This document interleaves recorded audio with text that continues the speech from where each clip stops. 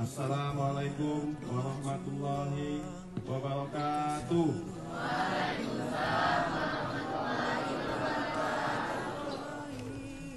Alhamdulillahirabbil alamin wassalatu wassalamu ala asyrofil anbiya'i wal mursalin wa ala alihi washabbihi ajmain.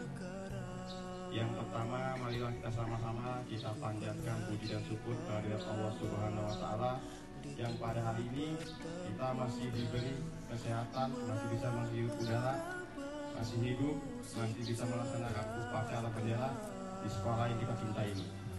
Sholawat berpakaikan salam kita selanjutnya kelimpahan Nabi besar kita Muhammad Sallallahu Alaihi Wasallam. Jadi laksanakanlah janji itu sesuai aturan yang ada di sekolah. Karena apa? Ya kan? Seperti yang cewek ini. Yang cewek ini saya tanya, kalau kita jadi cewek, kita pilih buah mangga apa buah durian? Hah? Hah?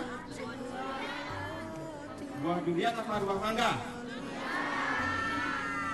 Ya, sudah tahu berarti, udah tahu ya.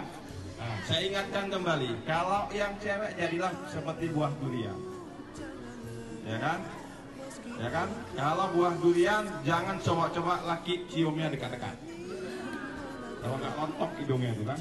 Nah, kalau buah mangga ya dipejek bisa, dicium bisa, jangan seperti itu. Saya ingatkan, ya kan? Ada apa? Ribut. Ya. Kemudian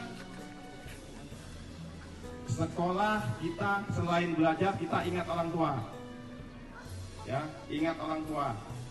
Orang tua kita capek cari uang, kerja di rumah, beres, ada yang mungkin nyangkol ataupun kerja lain bangunan, cari duit 10.000 tuh adik-adik, ya, dapatnya 20.000, 30.000 dikasih 15.000 tinggal. Kalau kalian di sini modelnya sekolah hanya untuk cari keributan, bagus enceng. Karena apa? Orang tua malu, udah ngasih biaya. Tapi adik-adik sih nggak pernah berpikir orang tua susah, saya kapan bisa menyenangkan orang tua. Tapi kalau kita punya pikiran, nah mungkin ibu-ibu kita di depan ini orang yang sudah mengalami hidup duluan. Sekolah dari mulai SD juga sama macam kalian.